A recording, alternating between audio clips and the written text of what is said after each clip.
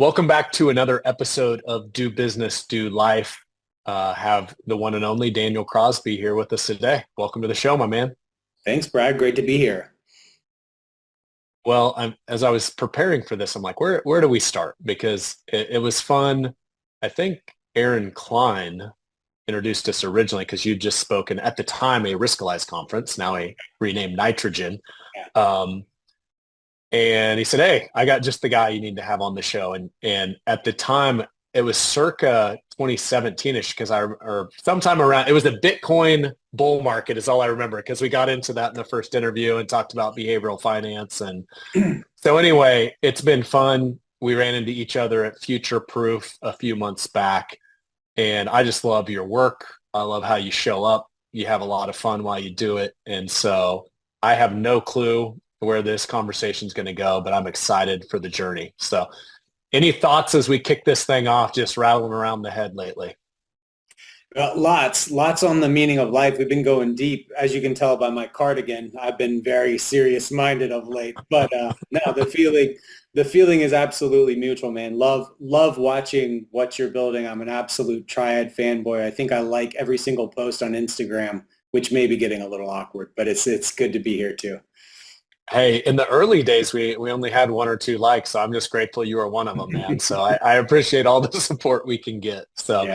well, as we dive in, I know some might not be as familiar or didn't hear previous episodes.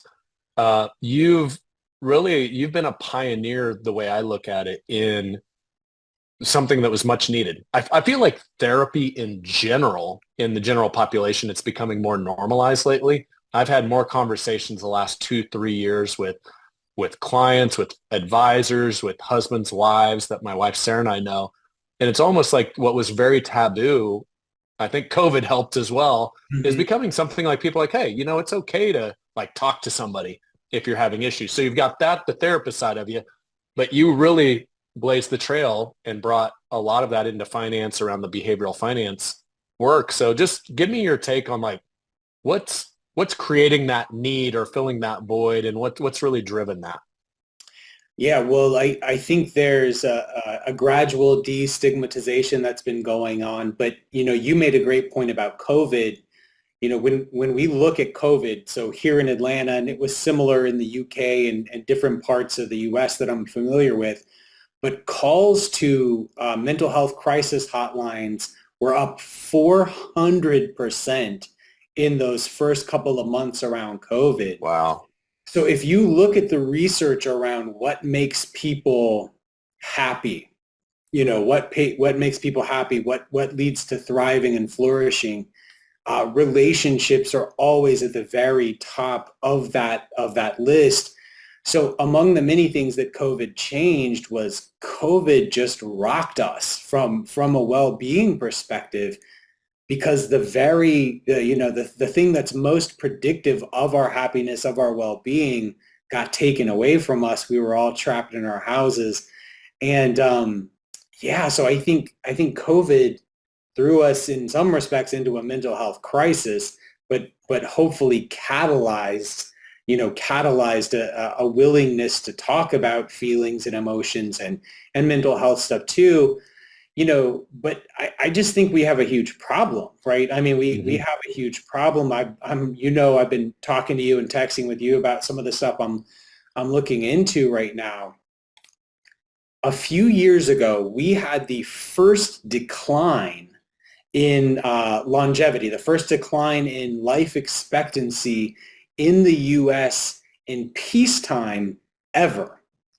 And one of the main drivers of that is what we call deaths of despair, which is overdose and suicide, drug Hmm. deaths and suicide. So, we're in this place in this country where we're increasingly well off, we're increasingly wealthy as a country and as a world, but there's something missing, right? I mean, there's something missing. And in some respects, that's what your whole business is founded on, this idea that you can have an extremely successful career and everything looks incredible from the outside looking in. But your life, the business part of the equation can be quite good, The life side, not quite so much. I mean, I could kind of go on and on about the crumbling foundations of sort of our well-being and the institutions that support that well-being. But yeah, lots of people have not been doing life. And I think that people are getting bolder and braver about reaching out for help, which is nothing but a good thing. Yeah, big topic. Well, one, obviously, as you said, it's really close to my heart. And I think specifically in finance, and obviously you've done work with the many books you've written. You've done Laws of Wealth was more focused on behavioral finance to the retail investor, the population out there. And then the next book, Behavioral Investor, was more financial professional focused. I see the need in both places when it comes to do business, do life. You see a lot of our clients that work with retirees where these people have slaved away, basically sacrificed all their most meaningful years for more money in the bank account. And then they get up to retirement and they're like, what do I do? I don't even know who I am anymore. I like, how do I even travel? How do I talk to my spouse? Because I've been slaving my whole life away. And then you take that and amplify it. You see that all the time in finance. I call it the entrepreneurial lie. I'm providing for my family. Obviously, finance is still, although this is changing and that's good, it's still heavily white male influenced on the financial advisor side. But you see a lot of these guys that are just slaving away, missing family dinners, missing ball games, and then they look up and they're an empty nester that's a multimillionaire, and they're like, I would buy all that time back if I could, but it's too late. So it's, as a dad, as a husband, obviously all that work is really meaningful to me. So you hit some of the statistics with COVID. What are other statistics you see around happiness and money and just let's call it through the do business, do life lens that have been surprising that might be of interest out there to the listeners? Yeah, I want to run. Did you call it the entrepreneurial lie? Is that what you called it? Yeah, I like Yeah. that. So I want to run with that for a minute because I think that some of the most pernicious lies that we tell ourselves have an element of truth, right? And so, Mm-hmm. this idea that like, oh, hey, I'm working hard, I'm supporting my family, is true, right? Mm-hmm. But it's maybe not the most true thing, right? And it allows us to get away with some things that you talked about, to let the family die or to neglect our health or lots of other sort of worthwhile activities, because we're doing this thing that sounds virtuous or Mm-hmm. seems self-sacrificial when it may be avoiding some larger truth. So I think a lot of people who would never go out and do something bad, right, or just outright ignore their family, will have a similar impact, because it has the sort of tinge or the appearance of something good. So when it comes to happiness and money, right, we've Viktor Frankl, who's kind of like my professional hero. He had this line that ever more people have the means to live, but no meaning to live for. And Mm.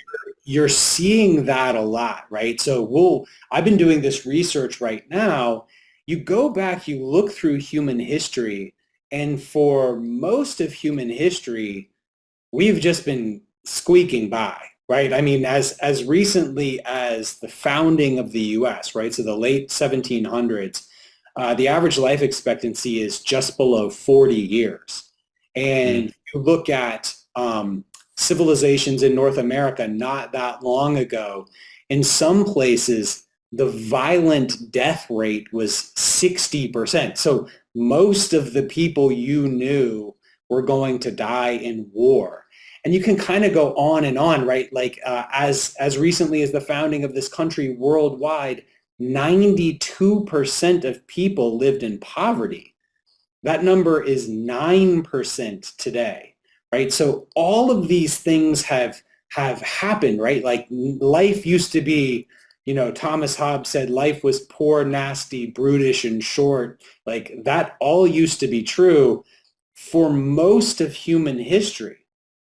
And like if you condense human history down to one calendar year, this country was founded on December 29th. So for most of human history, we have been trying to stay warm, trying to avoid people who are after us, and trying to get enough to eat. And that's kind of how we're wired. Well, now we live in a world where there's way more abundance, and especially among, the people that we work with and the people that we serve as clients, there's way more abundance, but those problems haven't gone away. Those problems have just gotten pushed up Maslow's hierarchy, right? So if you think about the base of Maslow's hierarchy, it's things like safety and, warmth and food and safety. Well, like we've got that, right? Like nobody you work with is fearful for their safety with any regularity. They got plenty to eat, they got plenty of money.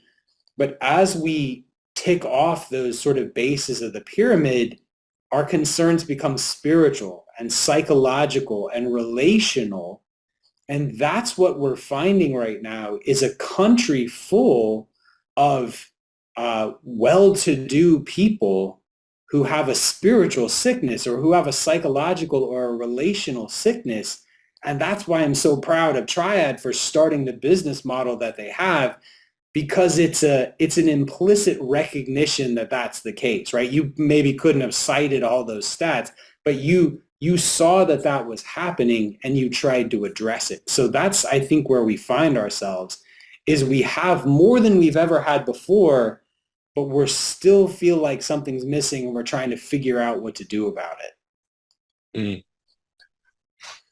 What's fun about this conversation, because I promise right now there's advisors out there listening in or watching in and saying, yep, that kind of sums it up to me. I'm making more money than I ever thought I would. I've got that car that I always wanted as a kid that was on that poster. Now I have it, and that didn't make me happy. What's more out there, right? And they're trying to solve that same problem for the retiree clients, feeling the same way. So I love that it applies to both there. The do business, do life side, because we mentioned it a couple of times. So I just think it's worth mentioning because Sean and I have had the question, how'd you come up with this like amazing idea? And it's kind of an underwhelming answer. Like we just listened. Like we had these super successful advisors that we grew up in the business with them. And, we kind of all started out and then here's how to market. Oh, great. I've got appointments coming in. Oh, I'm saying what I need to say, where the majority that need to work with me are working with me. And we've got an ops team now that's delivering on the promises. And as that becomes more successful, it's like, wait, now, like I looked at my calendar and I haven't been to one of my kids' games for 2 weeks because this business is eating me alive. The business they built to bless their life became their life, essentially. And so a lot of do business, do life and the integration versus the tug of war that balances came from a core need as these advisors, as these founding entrepreneurs became more successful. It did not create more freedom. Yeah. And that was the whole goal of building their own business and running their own business in the first place. So let's go back to the entrepreneurial lie, because I want to get your take, because you've been a therapist too. So you've been in a lot of these conversations behind closed doors. Is there part of it that on the business side, there's safety? There's almost like a retreat, because it's like, I kind of know how the rules work inside of my business. And I get home and now I've got teenagers. Man, that's a different set of rules. And I can tell you as a parent, there's not always a playbook to addressing that. So is some of that also a retreat to safety and the known? Because obviously the want to be a great dad and a great husband, I think everybody wants to be that, but sometimes it's like really hard to actually do it. And so I retreat back to what I know. What are your thoughts there?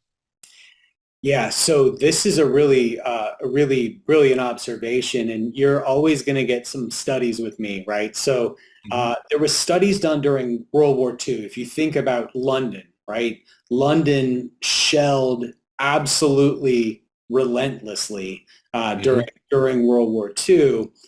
The exurbs and the suburbs of London caught some fire as well, but nothing like the nightly bombing that was going on in London proper.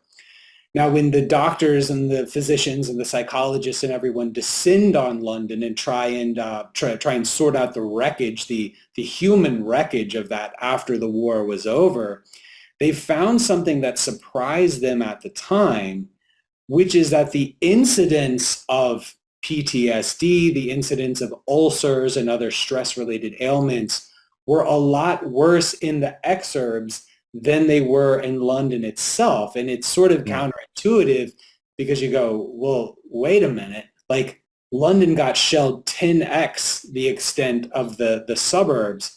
The difference was the predictability of it, right? If you lived Mm. in London, things were bad, but you knew what to expect, right? Every night you black out your windows, you get ready, you hunker down, and you just know it's going to suck, like, right? You know what to expect versus the element of uncertainty that the people out in the suburbs were dealing with. You see the same thing all over the place with humankind, that we prefer even a bad known to uncertainty or Mm. complexity. You know, you look at a slight majority of adult children of alcoholics marry alcoholics themselves, and you go, why? Like, if anyone has had a front row seat to the chaos of living with an alcoholic, it's these folks, and they of all people should want to avoid that and keep far away from that in their own lives. And yet, 51, 52% of adult children of alcoholics wind up with alcoholics themselves because it's a chaos that they know, right? It's a Mm. chaos that they know and they have become skilled in managing. So back to the entrepreneurial lie, right? It's like, well, hey, work's not perfect. There's certainly things I don't like about it, but I'm important here, and the rules are Mm. the rules. And if I'm the boss, people listen to me, right? I got a 14-year-old. She doesn't always listen to me, right? you know, so I'm glad we're in the same boat there with teenagers. That's reassuring. yeah, she is a wonderful kid, to be fair, but it's not. We're not. I'm not batting 1,000 on terms of on terms of my wishes getting executed. So there's a simplicity and a hierarchical nature to the nature of work, uh, and work rewards you, right? I mean, you and I can go to a award show and pick up a plaque and get an award and get money and get all these nice pats on the back that you don't always get at home. So there is a regularity and a rhythm and a certainty to work life that doesn't always exist in family life, and I think it's a great insight on your part. All right, so let's go business therapist for a second. So let's say a ultra successful founder, financial advisor walks into your office and you're doing a therapy session and they kind of express what we just talked about. Like, man, I know I'm dropping the ball on the DL, on the do life side. Um, but I'm just having a tough time breaking away and kind of course correcting. What sort of things what questions would you be asking them? How would you start to pull them out of this doom loop that they're in? Yeah. Yeah. So first of all, you gotta start with why, right? I know you just had Simon Sinek at your event, and uh, I'm sorry, it's not an event experience. Did I? I wasn't going to correct you, but yes, we do experiences, not events. Okay, Thank you. my bad. You just had Simon Sinek at your experience, right? And he's talked about the power of why. I've been digging in on the why because this has become one of those truisms, right? Like, we start with why, and like his stuff's gone mega viral for a good reason. Mhm. It's very good. But I'm trying to ask the question, what does why look like?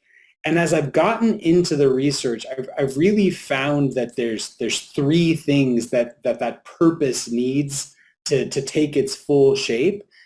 And I call it believing, belonging, and becoming, right? Which I've Mhm. looked up and see that some churches use, but I'm stealing it from these churches and using it for a different. Ask for permission or ask for forgiveness, I should say. That's right. So when we look at the research around purpose, you got these three facets. So one is believing, right?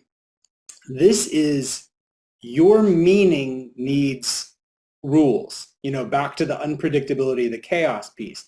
We need a life script, the rules by which we live our lives, right? This could be a philosophy like Stoicism, right? So, Ryan Holiday and all this, Stoicism has become very big in our world. Maybe you want to live a stoic life and those principles resonate with you. Maybe it's spirituality or religion. Maybe it's self-constructed, right? But you need some sort of framework for living your life. So this person that's coming into my office, my assumption is going to be like, that maybe needs a little tweaking. Like, what are the rules of engagement? What do they believe about life and the good life? And I would want to understand that in greater detail. Would it be fair? So once we kind of get to the why and the believing portion, at that point, is that where you would start to set non-negotiables and boundaries, or do we go further down the track before we start to figure out what those trade-offs are? Well, let's talk about the other two and then circle back to that, right? So Okay, cool.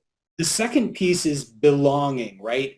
You need to be important. You need to matter to someone, right? So that's where I want to have a conversation with this entrepreneur about who are the someones in your life that you want to matter to and why, right? Like who are the people you want to matter to and why? And then the third piece is becoming. This is that goal. This is that carrot that's out in front of you.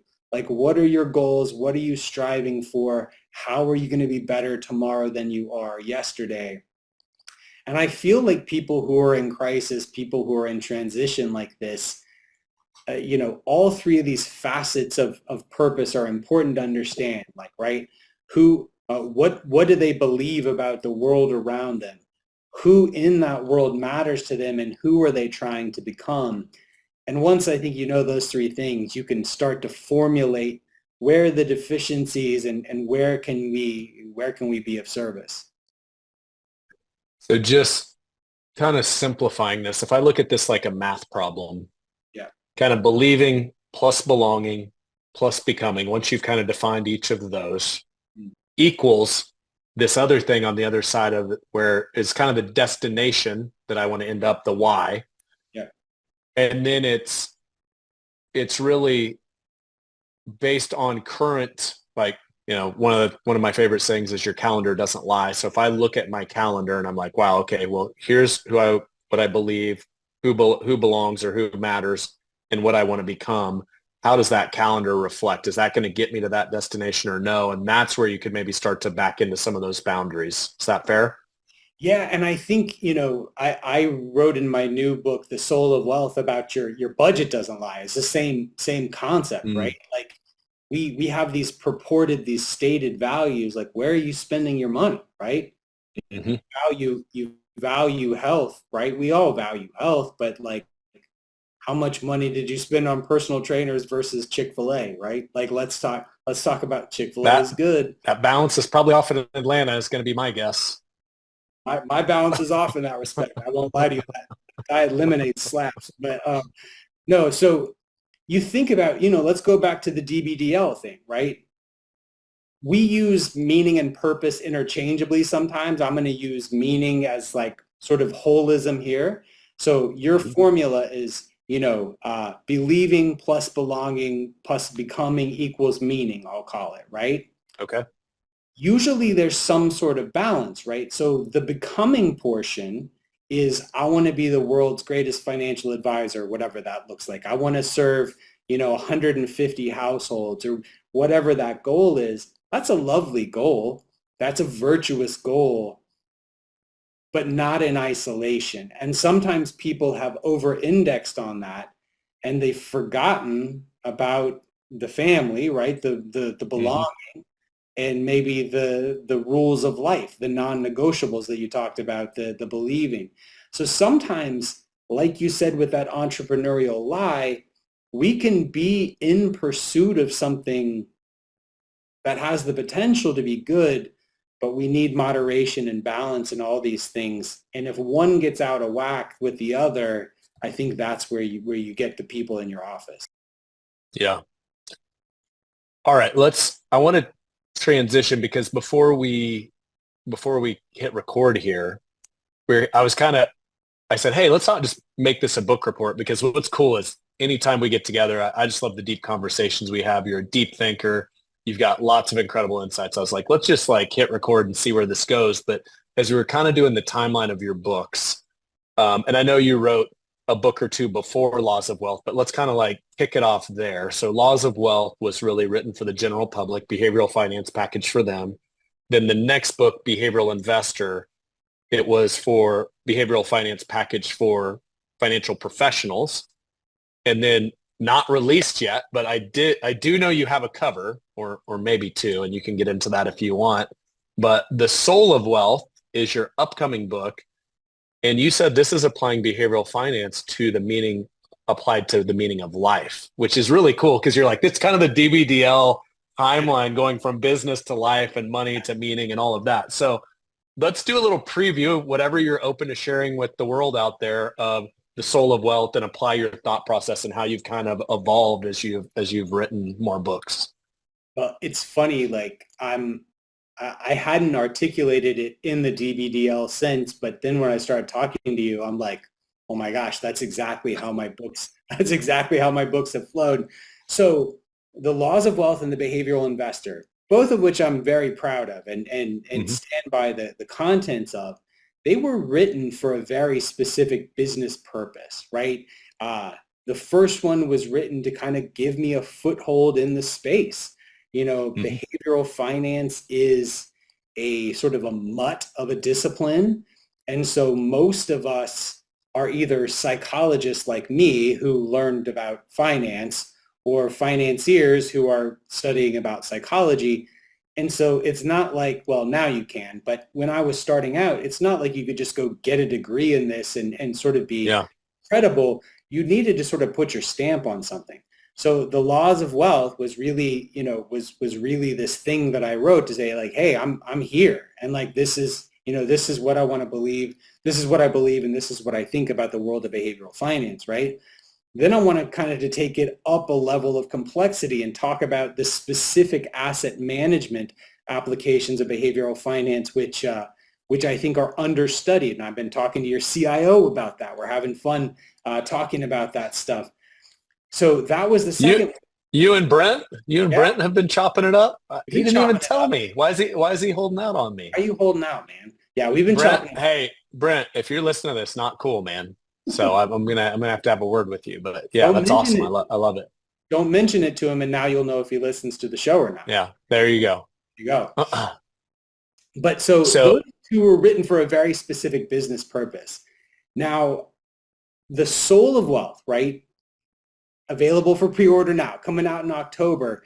This is where I said, look, I've helped people select good securities. I've helped them stay the course, have peace of mind, on and on and on. If they've done the things that are written in those first two books, they're going to run into some money. They are. That's the path. If you're maximizing your own human capital, you're investing prudently, you're going to have more than you need. 99 times out of 100. And yet I'm still seeing this lack of enough. I'm still seeing this lack of connection. I'm seeing people chasing the wrong dream and arriving at that financial goal with a broken family and a broken heart. And like, how can I help to do this? And the way that I patterned The Soul of Wealth, have you read Rick Rubin's book? I have not. It's really good. So Rick Rubin, the famous producer, he worked with Jay-Z, Beastie Boys, Johnny Cash, all these great folks. Well, based on our shared X back and forth on like the songs that we just had the other day, I know we have a shared passion and an eclectic taste for music. So if it's a recommendation, I'm adding it to the list. So he's a fantastic guy, and he has an HBO documentary that's just super cool too. But I read this book it's all about creativity, and I see creativity as like one of the highest and sort of the highest callings of humankind. So I read this book about creativity, and it's like 70 essays, and and they're all like 2 or 3 pages long. And I found the format so enjoyable because I could read something, I could kind of ponder on it. I could share it with my family at dinner. And then the next day, 5 minutes of reading, I'm back and I'm thinking about something new. The Soul of Wealth is written in that format. It's actually 50 essays. And so these essays are like, 3 to 5 pages a piece, each like a quick hitter little topic. So the Soul of Wealth is really inspired by Rick Rubin's work. And the desire, this is, there's knowledge and there's wisdom, right? Those first two books were about knowledge, imparting knowledge. But I feel like there's a dearth of wisdom in our world today. Like even if you ask the average person, you can ask a kid, ask a college student, where do you go for knowledge? And they're going to go, I got a phone, I got a phone in my pocket with all the knowledge in the world. And that's right. We have more access to knowledge than we've ever had before. But you ask the average person, where do you go for wisdom? And you're going to get a funny look. So the Soul of Wealth is about taking all that knowledge you've accumulated and turning that into wisdom.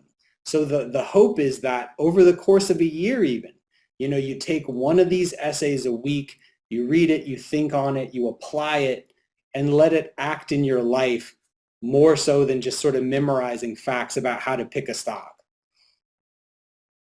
I love that format because it's pretty rare in business books. And I think number one, I would assume as an author, that's got to be kind of freeing to kind of more creative freedom of like, I can hit a lot of different topics and give you kind of complete creative freedom to do that versus like, okay, here's a theme we got to stick to on a 200-300 page book. Did you find it a different writing process as opposed to your other books? Because your other books were like kind of topical.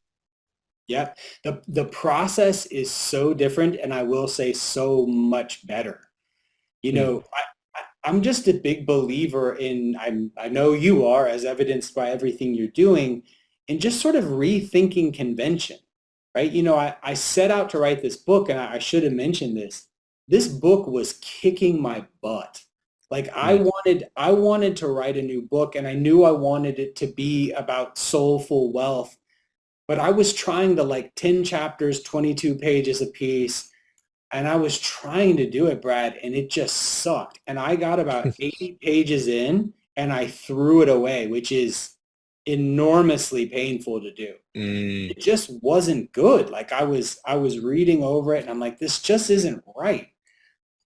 And then I sort of asked myself after I read the Rick Rubin book, which is all about creativity, like who said a chapter has to be 20 pages long, right? Like who said a book has to have 10 to 12 chapters? And I think it's when you start to question convention, you see that a lot of the rules that exist in life and in business are just sort of for convenience or because everyone else did it that way.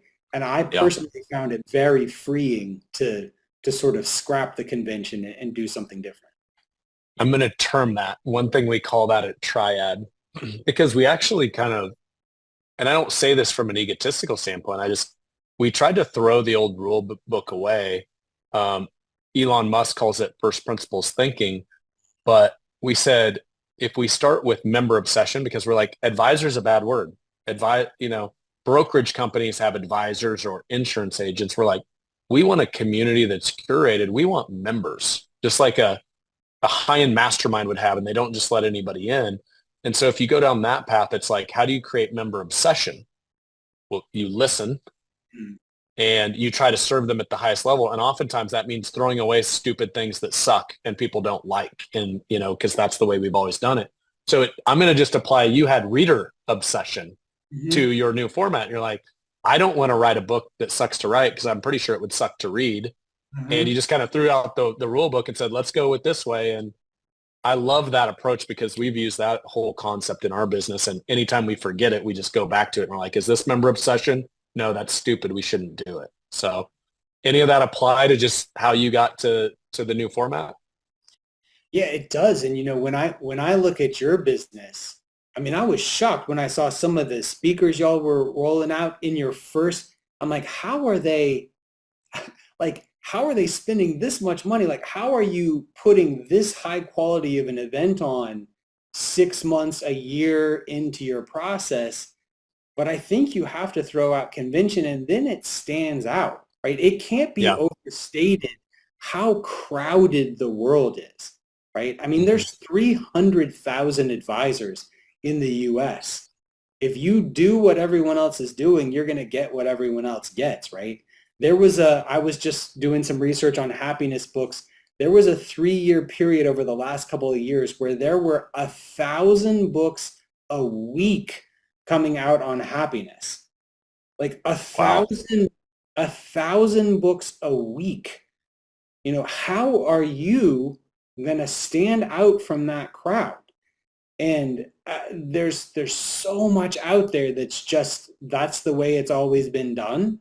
And I Yeah. think, it's more interesting for you as a creator, and it's more interesting for the people you're trying to serve, and you're going to stand out more.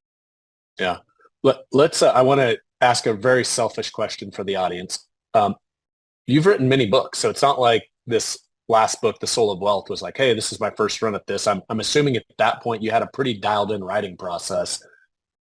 There's many of our members, many advisors out there, as my friend Michael Hyatt says, there's life before the book, there's life after the book. It's a huge credibility thing. It can really build a platform. It's obviously helped your platform tremendously. If you've got, the dreaded writer's block or, hey, I'm writing stuff that just kind of sucks, what are some hacks or some ways to like put meaningful words to a piece of paper or different strategies you've used if there's advisors out there struggling with that process? Yeah, so I will definitely go through my process. Your mileage may vary. So here's what I do. I pick a topic, right? So I'm writing about meaning in life right now, meaning and purpose. I research this till I resist the urge to outline it or anything like that at first. I just Hmm. research it to death and take me where my curiosity takes me. Mm. And what you'll find is you'll start pulling on a thread, right? You'll go, I'm reading about meaning now. And then I go, oh, this meaning thing takes me to meaning and health, right? Like, oh, like people with higher purpose in life recover from knee surgery quicker and they're less likely to have a heart attack, and on and on. So this takes me to meaning at work, and so on and so forth. What I have found with every single one of my books is you follow that curiosity, you resist the urge to outline it too early, and just enjoy the hell out of that curiosity process. Just let it go where it takes you. Because if you're not enjoying it, you're writing the wrong book, right? Like Yeah. this part is the most fulfilling for me. I'm just learning, taking notes and going, trying to connect all the strings, like in the movies where they're hunting the murderer and they've got all the red strings all over the board, right? They're trying to connect all the dots. I'm picturing A Beautiful Mind where he's got that wall. You remember that Right. movie? Yeah. Exactly. You Okay. got to start writing on your windows. Yeah. That's the key, right? Yes. So I research it until I start to come across the same ideas again and again. You get Hmm. the sense, I call it reaching the end of the internet, kind of like you're like, yep, I'm seeing this for the fifth time. We're back to this. The new ideas, it's not as generative anymore. There's not as many new ideas. You feel like you've got a corpus of knowledge that's pretty good. Okay. So now you take this for this new book I'm working on, the one that's like I'm 10% through writing. I got about 85 pages of notes. Can I just stop here? Because I love the fact that we're talking about The Soul of Wealth, which is not released yet. Obviously, you're done writing it. And now you're already on to the next one. So you found the right career track, because I think most people would like take a breath and be like, okay, Yeah. I can take a little mini vacation here, but you're already on to the next thing. So you just must have this natural curiosity that just jumps to the next thing. Is that what it is? So here's what's interesting though. I wrote 3 books in a span of like 4 years, right? So Personal Benchmark, The Laws of Wealth, and The Behavioral Investor were just like bang, bang, bang. Maybe it was 5 years. Hmm. Hmm. Um, and then I did not write a book for about 5 years. And part of that is because I felt like I didn't have anything to say. Like Mm, I felt like I was kind of out of juice, and I didn't want to write a book to write a book. I think that's yeah. disrespectful to readers and my reputation and things like that. But now I found this new thread that's made me come alive. It's the most fun I've ever Mm, had at work, right?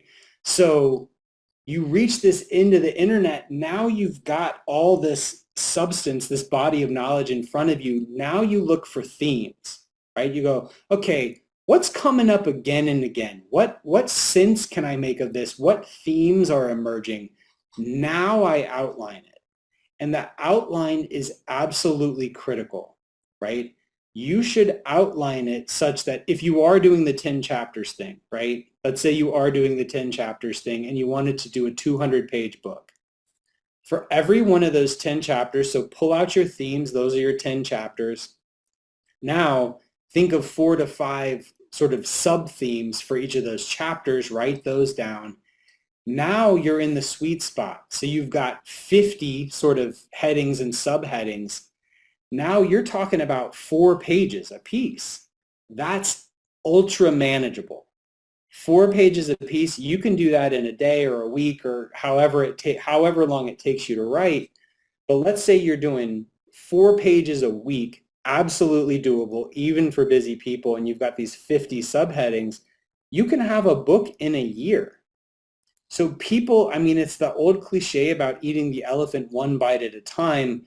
People look at that Microsoft Word doc with that blinking cursor and they're just like, oh, where do I begin? But you follow your curiosity, you pull out themes, and then you do this micro chunking process so it is absolutely doable. And anyone can write a book. And I mean, relatively fast too. mm. I would suggest to you that most people have 4 pages a week on their calendar if it's important to them. And Mm. you can get it done in a year once that curiosity phase is over. You know how I'm writing my book? Right How? here. I'm going to take the best of the greatest DBDL moments, and it's going to be a book someday. I I'm going love to do it. it Tim Ferriss style, Tools of Titans. So to that note, because I think a lot of people think writing a book, to your point on Microsoft Word, I'm at the computer hacking it out. Is that your style? Are you typing it out? Are you dictating, speaking? Like how do you get it out of your brain onto a piece of paper? So that's a great question. I'm typing it out. I'm not smart enough to dictate it. I feel like it would be a hot disaster. Like I'm I definitely think it, I think with your sense of humor, there'd be some zingers in there. I think it'd be pretty good. I'm definitely I'm definitely writing it out. But here's where you have to be careful, in my opinion. Getting it out on the page is the hardest part. And for some people who are a little more detail oriented or a little more perfectionistic, there can be a real temptation to try and wordsmith or finesse things. And I would suggest to you that the most important part in those early stages is generativity. Just get it on the page. You can hire an Mm. editor, right? Like you can hire an editor, you can edit it yourself, whatever. Getting those words on the page before the thoughts escape your brain is ultra important, and you got to resist the impulse to try and edit too much.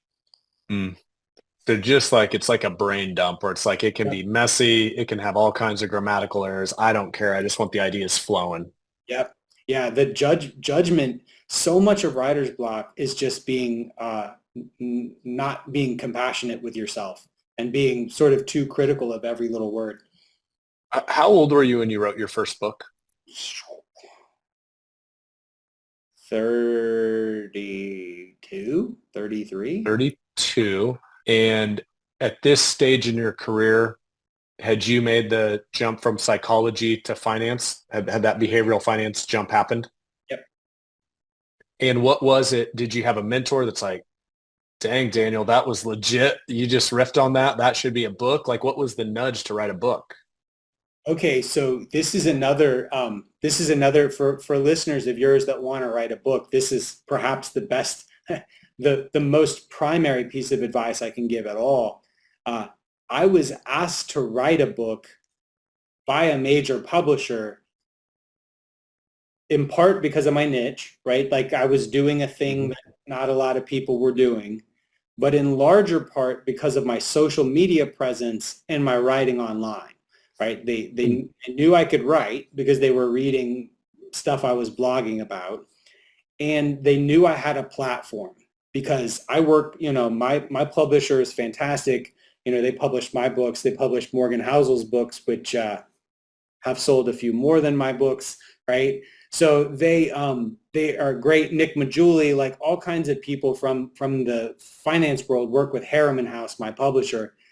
I get people once a week, right, who come to me and are like, hey, get me an intro to your publisher. And I'm always happy to do it for people who I think have a good work in them. The number one question my publisher will ask them, and every publisher will ask them, is, what is your platform like? Because a book is a business, and a business needs a marketing plan, and it needs an audience.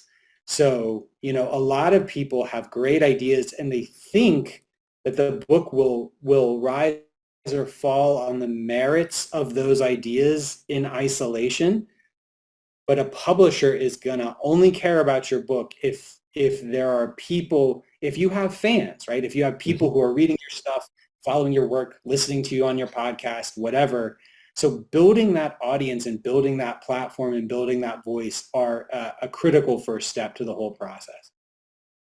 On that note, is there a kind of minimum viable number of, whether it's my email list on my blog, my followers on X, like what sort of where a publisher will be like, okay, we're probably at the level it makes sense. I don't know that. I don't know that I would be. I don't know that I'd be making a good guess there. Any But ideas what it was when you first got the book offer for you personally? I had 20 or 25,000 followers on LinkedIn and probably similar on Twitter. Um, an email list is better than all that, though. An email Mhm. list is better than all of that, and that's nothing I've ever done well, and it's very, very powerful. Well, a guy like yourself just needs a new goal for 2024. That's all. It sounds So like you threw it out to the universe. You're going to blow up your email list this love year. the email list. That's right. All right, let's keep rolling. So the soul of wealth, behavioral finance applied to the meaning of life. And you kind of teased a little bit the project you're just starting, which kind of how you described it to me prior to hitting record here is it's kind of just the meaning of life. It's like we took the money, the business side and behavioral finance, and now we've made the full shift over like like the full DL now, Yeah, doing life. we're just doing So life. Yeah. yeah. So, where is your wife? You said because you're like, do we get paid for just doing live? How's this work? But give me kind of your takes. Like, what's pulling at that string and taking you that direction? Well, I think I'm like a lot of people, right? I think I'm like a lot of people that I talked about earlier. I've had a good career. I've made a little money, and you get more freedom to work on the projects that you're truly passionate about as that becomes more of an option and you're less sort of scraping to get by. Not everything I do now has to be about where can I make the most money. I mean, early in my career, it was really just like, how can I get a foothold? How can I turn this thought into a dollar? Uh, Hmm. my need to do that is not as great as it once was. And so you can follow where passion truly leads you. And then I think the irony of this is if I had to guess, I bet this Meaning of Life book, which is, 8% done or something now, so it'll be years out. I bet this will do better than all of the others combined, is my strong suspicion, because people can sense that authenticity and that real passion. So I think, one of these regrets, right? You know about the top regrets of the dying. Have you seen that research? No. So there was this woman, Uh-uh. Bonnie Ware, something like that. She was a hospice nurse in Australia, I believe, Hmm. and she compiled these top regrets of the dying. And it's all doing life, right? Like nobody's Yeah. saying, I wish I had spent more time at work, but people are saying things like, hey, I wish I had allowed myself to be happier. I wish I had let myself follow my passions. And I think sometimes we don't let ourselves do life quickly enough. And even with this project, when I set out to write it, I had a real mental block and real sort of internal resistance about doing it because it felt frivolous. It felt, it felt outside of sort of my realm of expertise. And, giving myself permission to do that has been a wonderful thing. But I think sometimes we wait till it's too late to do life. Well, awesome timing on this conversation because you mentioned a couple times our launch experience was just last week. Yeah, literally this time last week. And I actually had the recommendation from Michael Hyatt to see if we could get Arthur Brooks to speak. And for those unfamiliar, wrote a fairly well-known book, I think, Strength to Strength. And then he just recently published a book with Oprah on just like how to be happier.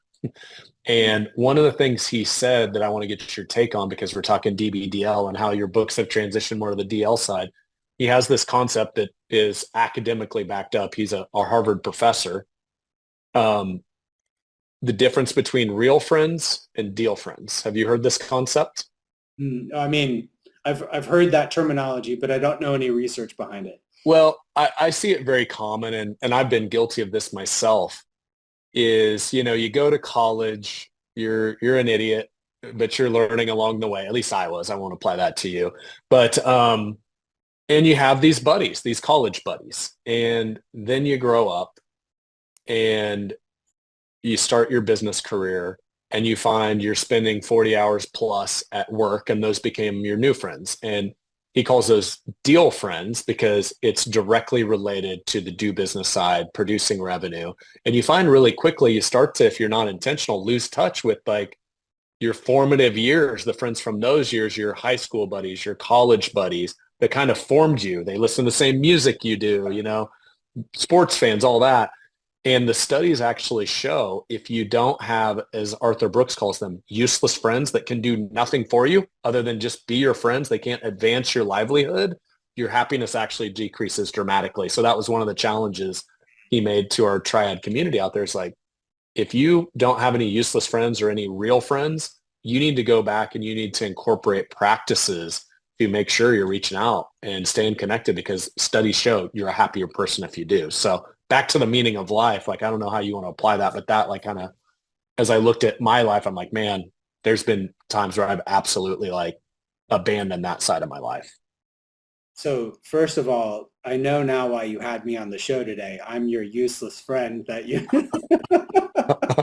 I'm the useless friend who actually you are the perfect mix of DBDL, because before, like, we are going to talk about sports cards before this is over. So I will keep my eye on the clock, but no, you're a perfect blend of both. Yeah. So, it makes perfect sense to me. So a few years, it's probably been 6 or 7 years ago, I reconnected in a guys chat with my 3 best friends from college.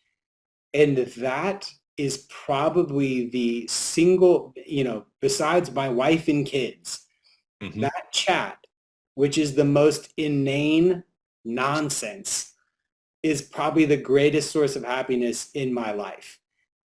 Stupid memes, dumb jokes, and my one friend is a realtor, my one friend is an FBI agent, and my other friend is in tech sales.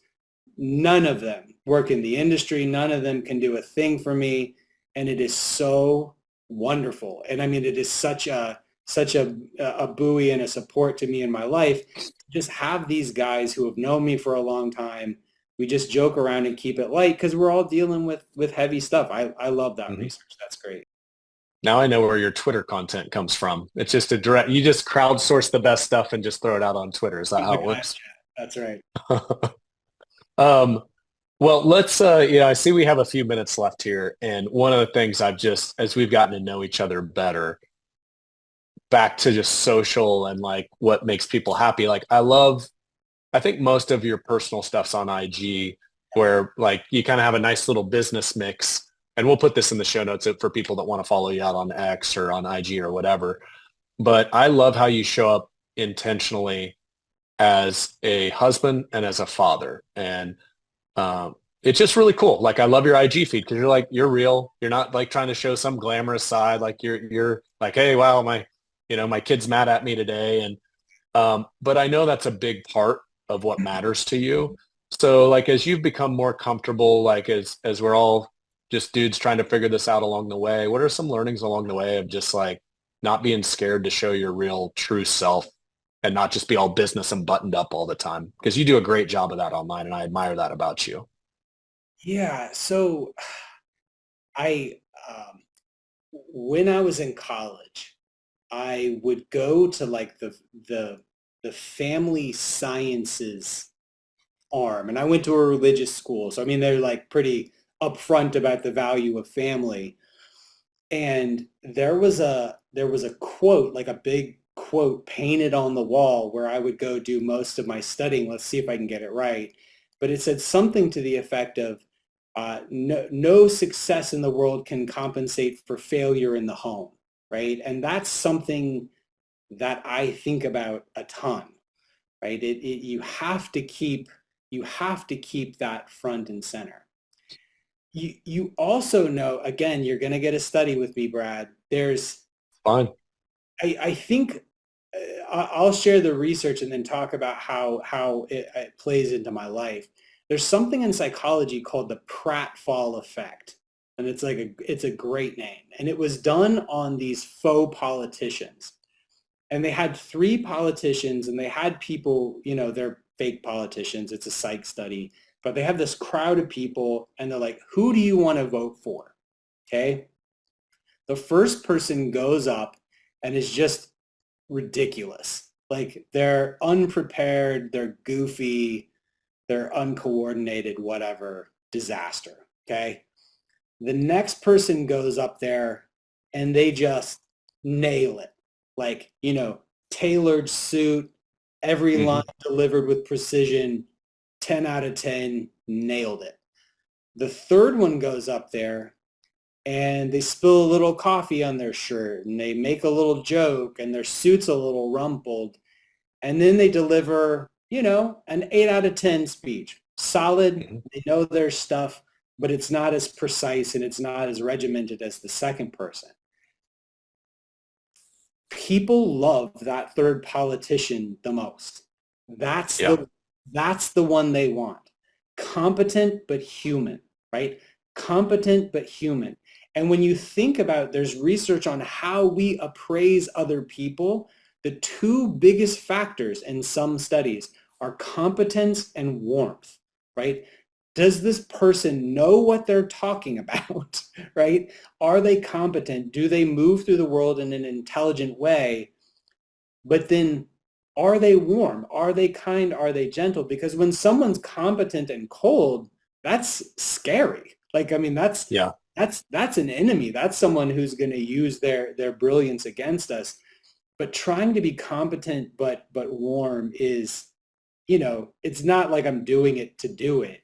But for me, if I can inject 1% more realness into the world, because one of the gifts of having been a therapist, and I have not been a therapist in like whatever, 15 years or something, but one of the gifts of having ever been a therapist is seeing wealthy, successful, titled, otherwise high functioning people come into your office and fall apart Mm. because things are not as they seem. And that was such a gift to me to understand that nobody has it figured out. Nobody has it figured out. Nobody's life is perfect. Everyone you meet is fighting a hard battle. And if you can be honest about that battle while still being competent, right, you're going to have so many people drawn to you. So when we act fake, when we act too good, when we act perfect, when we emphasize that competence over that warmth, we create cages that sort of require other people to do the same. And likewise, when we let our guard down, when we show our blemishes, our imperfections a little bit more, we give other people the permission to do the same. And so, for the listeners of this show, if you can be 10% more real and more authentic, you'll allow other people the privilege of doing the same, and will set in motion a virtuous cycle that I think is super powerful. Man, so true. You brought two recent experiences to mind as you were saying that. I'll share a couple just real quick because I think it can serve the listeners and the watchers out there. So um, we had a little panel out at our launch experience, and it was four of our most successful uh, members on stage. And we do our biggest award every year we give is a DBDL award. So those that level up in business but not sacrifice the life, like both, yes and. So we had a panel discussion, and I won't say who it was, but let's just say like a young, well put together, like one of our members, like he got into like it was a panel discussion, and he started to break down and tear up because he was talking about this year and what it meant to him and how he grew the team and how impactful it was to him. And he's a spiritual guy, and how he was serving a greater good, and that was his mission. And he had to take a second and gather himself. And he stepped off stage, and I went up to him and I said, "Man, thanks so much for that." And he goes, "I appreciate it. Sorry for getting emotional." I go, "No, get emotional more often, because I will tell you, everybody in this audience is, you're a little bit intimidating. You take care of yourself. You got the perfect part. You're a good looking dude. And you let everybody in." And I go, when you teared up, I teared up, and I felt you, and I'm deeper connected with you now than I was before that. So lesson as a leader, be vulnerable every once in a while, and it will let people in. And it's exactly what you're saying. Like, I feel so many times in finance, because it's professional and you're in a suit and tie or whatever, it's almost like this armor that protects your persona. You don't let people in. To your point, when you let people in, it's so powerful. And can I do one more? Because like, you're driving it home, and I just like, if there's one thing we can hit from this whole episode, it's been awesome. It's like, if they get this, man. So we did a private mastermind, 10 or 12 of our members. This was on the back end, and the last guy up, we call it the spotlight seat. And it's like, where do you need help? Talking with his peers. Michael Hyatt was in this room hosting it. He said, "I've always been really good at sales, but as a leader, as my team's grown, I feel like a fraud. I don't know what I'm doing. I'm in over my head." And he was real enough to like be authentic and just share. And Michael he stopped right after that. He goes, "Hey, you're all leaders. You're all entrepreneurs. You're all running businesses. Does anybody else sometimes when you're leading feel like you're a fraud and you don't have it all figured out?" And he raised his hand, and every single person in that room raised their hand. And he looked back at the guy sitting in the chair. He goes, "Congratulations, you're normal." Yeah. And it was one of the most powerful moments. And I just want to echo that, because it's so true. And for some reason, all of us dudes think we have to be perfect, and it's absolutely not true.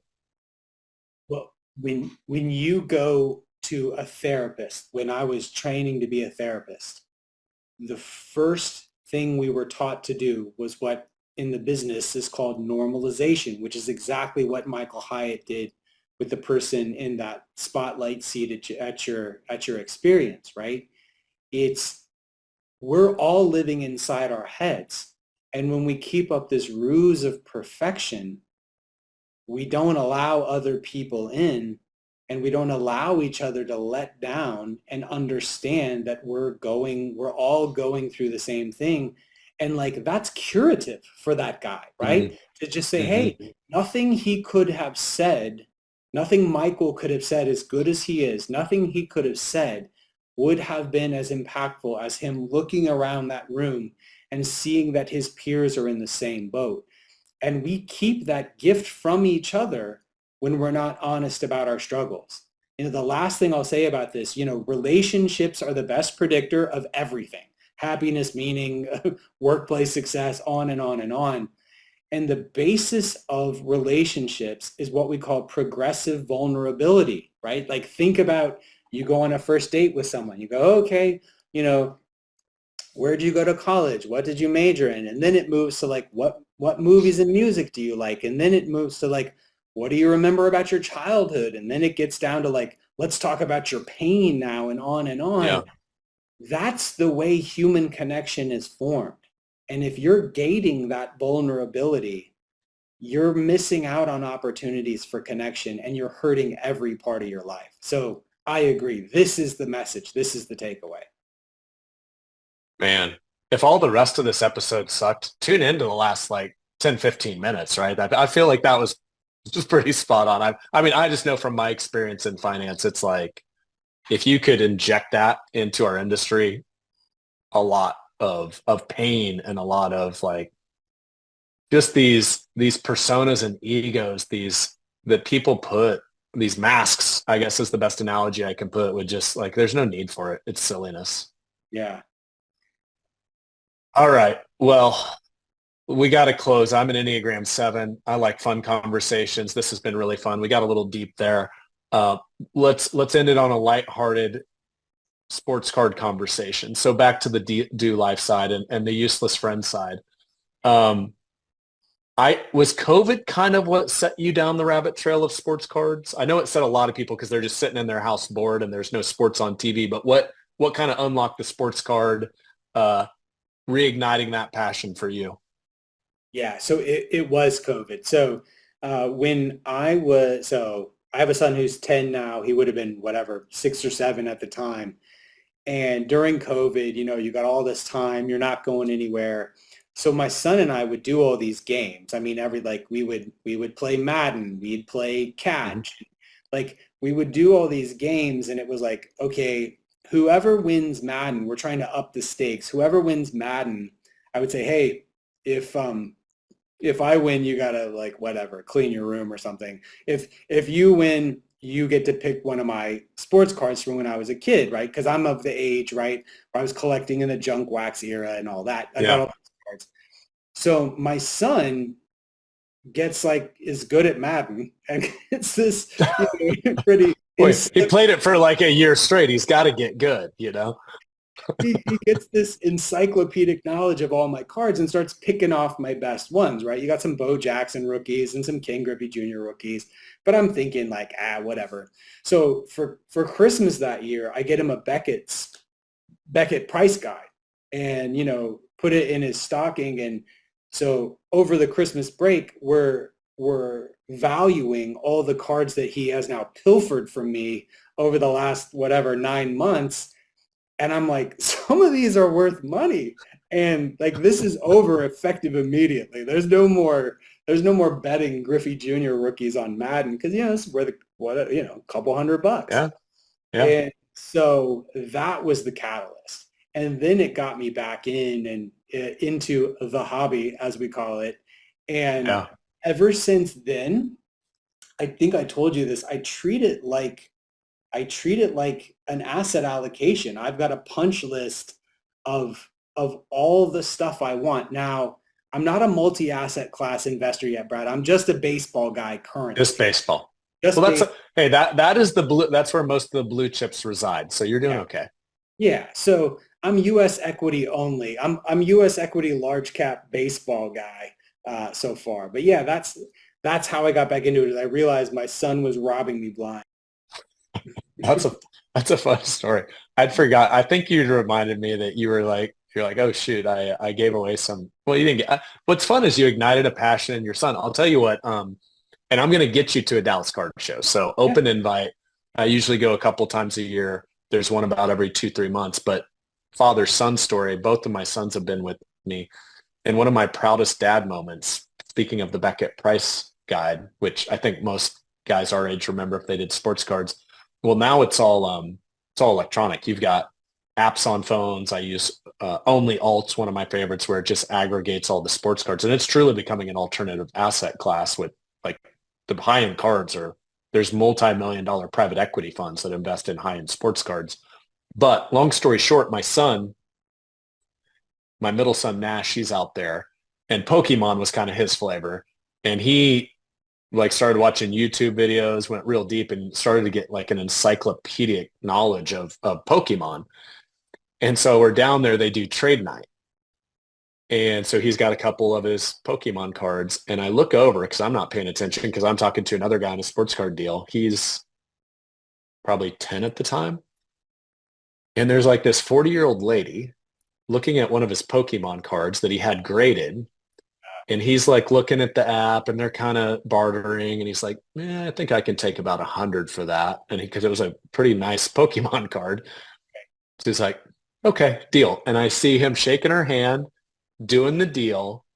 And he sold a 40-year-old lady her very first Pokemon card ever. And I'm like over there just observing this. Yeah.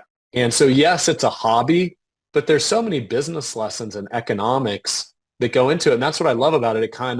It marries my love for sports, for collecting, but also for business and economics and finance. And it's just a really fun hobby to get into with your kids. I'm assuming you've experienced some of that as well. It's really fun. It's become a real source of bonding for us. It shares so much in common with other markets that it is sort of a Mhm. good gateway drug for talking about markets broadly, talking about stocks and asset allocation and things like that. So yeah, we love it to this day, and I'm not as deep in the game as you are, but I do really enjoy it.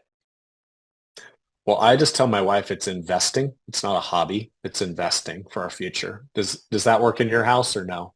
So I haven't tested the limits yet. I buy a card about every 2 weeks, like when I get paid. It's like when the Yeah. paycheck comes in, you grab a new one. My punch list, I told you though, my punch list is getting expensive. Like I kind of picked off the low-hanging fruit and now we're getting to the spendier stuff. So it may be time for Did you pick up the Bob Gibson rookie yet? I know that was one of the big ones you were looking at. I have not picked up a Bob Gibson rookie. I mean, a Bob Gibson rookie of any quality is pretty spendy. So I have not picked up a Bob Gibson. Okay. Well, that might be maybe not this year, but I think you need to put that on the champagne moments somewhere out there. Like that needs to be. I remember I was at the Dallas card show and it's a really cool card because it was like kind of, do you remember his rookie year? Was it late 60s, early 70s? Somewhere in that it was somewhere in that kind of hippie era, I think. Maybe a little earlier, but it's like a pink border. It's like Yeah. one of the coolest looking baseball cards out there. And that's what's kind of fun. It's like, I'm not going to be an art guy that's hanging, big expensive pieces of art on my wall, but like those vintage cards, it really is a form of art and they're fun to really admire. Um, what's your number one, what's your number one current holding on the punch list? What's your favorite card if you could only pick one? I don't know if I can pick a favorite. I mean, but the sentimental favorite's always going to be the Ozzie Smith rookie. I mean, Ozzie Smith was my guy. I had the Wizard of Oz poster. I'm a big Cardinals fan. I had the big Hmm. Wizard of Oz posters up all over my house. My most recent purchase, again, big Cardinals guy, was a quad relic. So it was Lou Brock, Yadi Molina, Adam Wainwright, and Nolan Arenado. So got some past greats and some current greats. Four relics, bats, uniforms, all that on a card. It was, it wasn't an expensive card, but my son was in absolute awe of this. That four of our heroes were kind of on the same card. That's cool. Is he a Cardinals guy too? I mean, if he wants an inheritance, Or is he allowed not to be a Cardinals guy? Would be a if he better wants to question. eat dinner, I guess he is. Yeah. Yeah, there you go. There you go. Well, cool. Well, I'm serious. Let's get maybe we can start a little. I'll invite the audience for those of you dads or moms out there that want to do a Dallas card show. I've gone 3 or 4 times now. It is an absolute blast. So maybe we'll get a little group that all meets up out there sometime. So as we wrap, Daniel, obviously we've talked all about do business, do life. I love that your work really, I mean, there's so many synergies between what we're about at Triad and the meaningful work that you do out in finance. So I have to close with, I would love to hear Daniel Crosby's definition of what does do business, do life mean to you? Yeah, it's about that synthesis, right? My favorite line from my favorite book is A Christmas Carol, and I read it every Christmas. And I love the line where he says, "Business, mankind was my business." And I'm so lucky that I get to integrate the study of and the care of and the love of humankind in the work I do every day. So for me, it's that synthesis of what I find most important and what pays me and what gets me out of bed in the morning. To be able to do those two things simultaneously is the greatest blessing and the greatest gift. So I feel very lucky that way. It's pretty awesome when you can wake up and your work doesn't feel like a job. Yeah. And I couldn't agree more. So, well, as always, I just love our conversations. And so thanks for carving out the time, my man. Always enjoy it. You know, you always have an open invite. If you ever don't just fly over Kansas, but actually stop through every once in a while, always an open invite at Triad headquarters at my home. So love every time we connect. So thank you for the time today. And congrats on what you're building, man. It's beautiful to watch. Appreciate it.